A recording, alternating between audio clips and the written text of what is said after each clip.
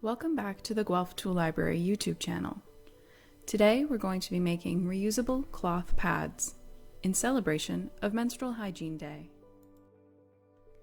You can download the pattern in the description below, and for materials you will need 2 pieces of flannelette 12 inches square, 1 piece of polyurethane laminate, also known as PUL, and a set of snaps with an applicator.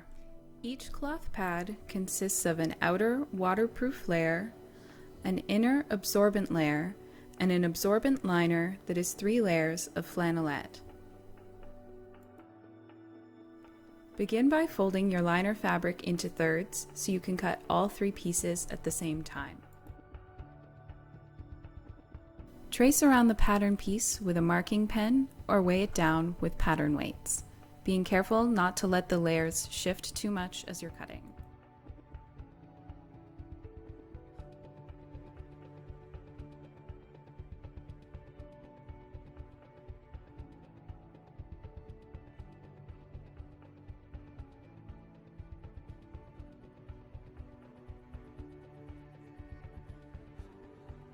Make sure that 2 of your lining pieces are faced right sides together so that they face outward when flipped right side out.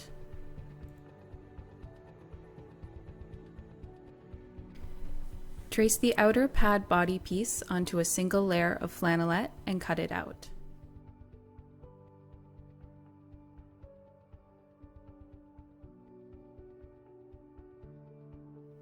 If you're making multiple cloth pads, you can cut out more than one at a time by layering your pieces.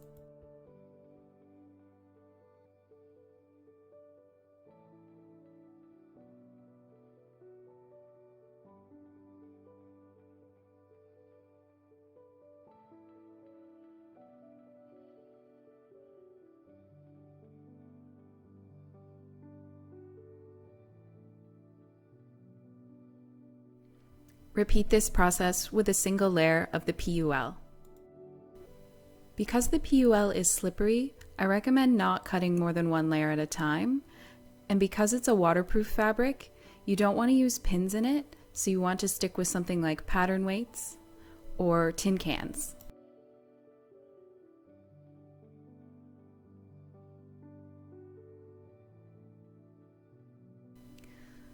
Lay the flannelette and PUL pieces right sides together, matching up all sides, and secure them together with clips. Again, avoid using pins on this fabric.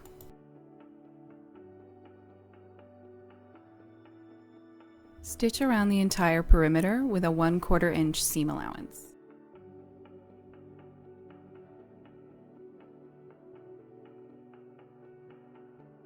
You'll also stitch around the perimeter of the lining pieces as well with the same 1/4 inch seam allowance.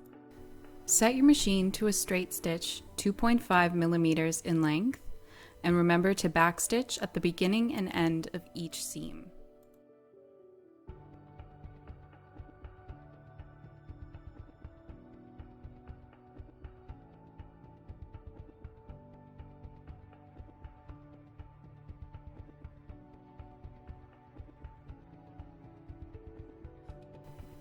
As you're stitching the perimeter of the lining piece, be sure to pivot at each curve by leaving your needle in the down position, lifting your presser foot and moving the fabric, and then putting your presser foot back down and continuing to sew. You do not need to leave an opening for turning right side out, as you'll cut a small hole in the back side of the liner to flip the pieces right side out.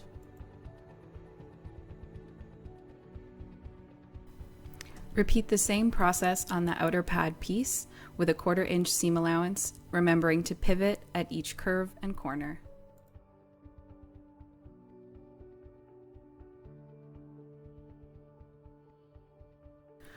Remove the clips as you sew and be careful not to pull or tug the fabric because you don't want to distort the seams.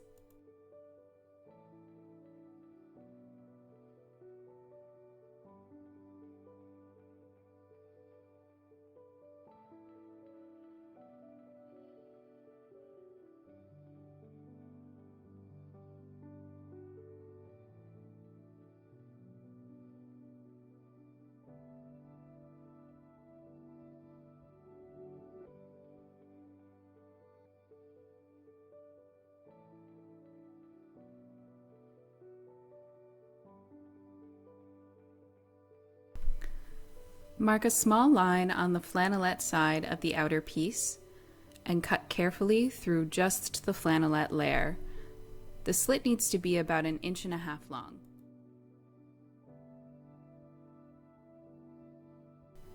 This hole will not affect the absorbency of the pad as it's protected by the lining layer that will be attached next. Flip this piece right side out by pushing the fabric through the hole and pulling it out.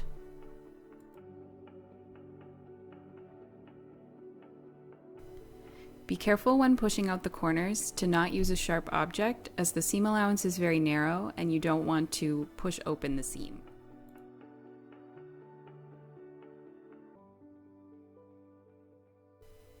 Press down the seams with your fingers and then use your iron to give it a quick press on a medium heat, as you don't want to melt the PUL.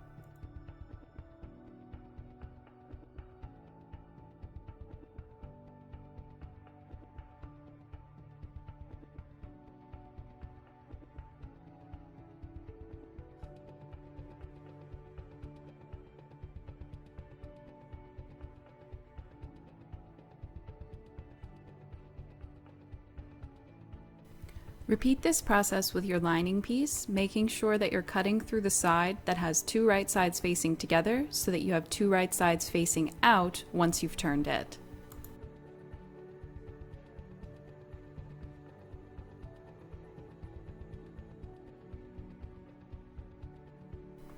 Be careful to only cut through the 1 layer of flannelette.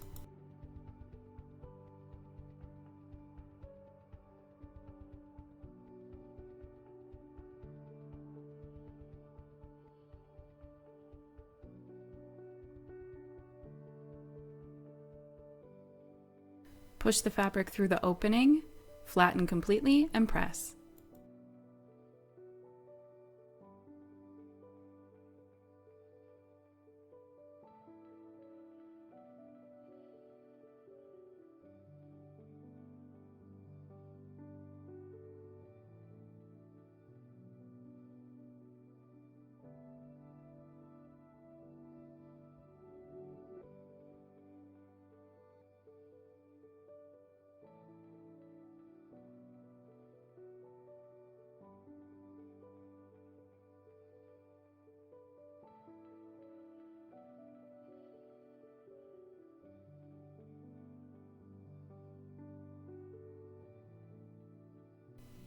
Lay your liner piece on top of your body piece with the flannelette sides facing up and center it so that the curves match at the top and bottom.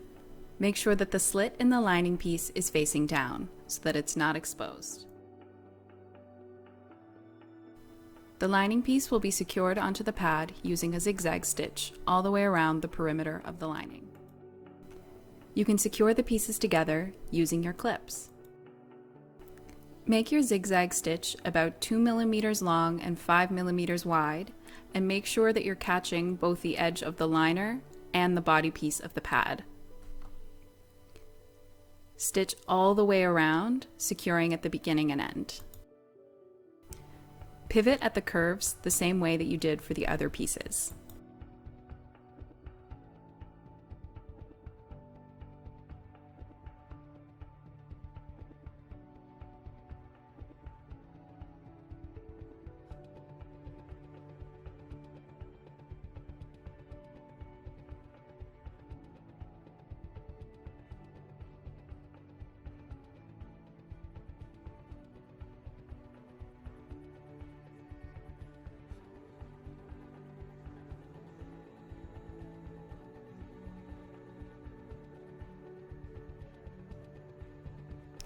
These particular snaps have 3 unique parts: a socket, a stud, and the cap.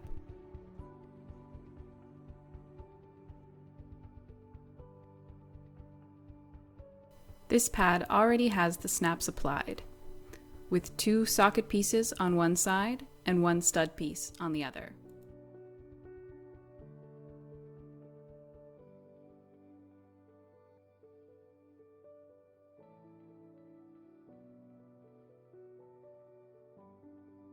With the pad facing liner side up, take the left tab of the pad and poke 2 holes with an awl.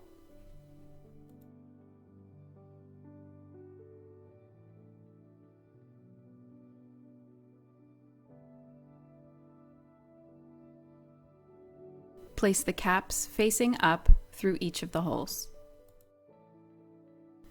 Take one socket piece and thread it through the spike of the cap piece.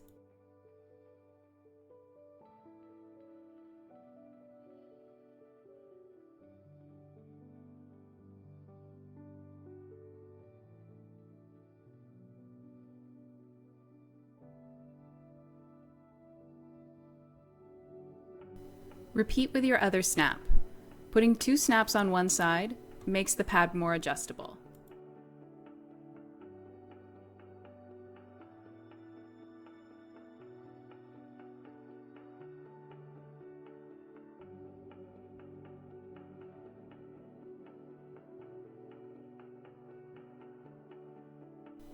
Now poke a hole for the stud piece and cap on the other tab.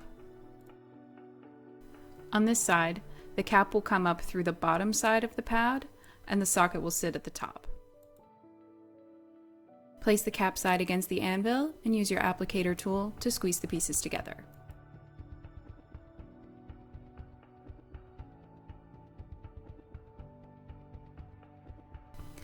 And that's it! Your reusable cloth pad is done!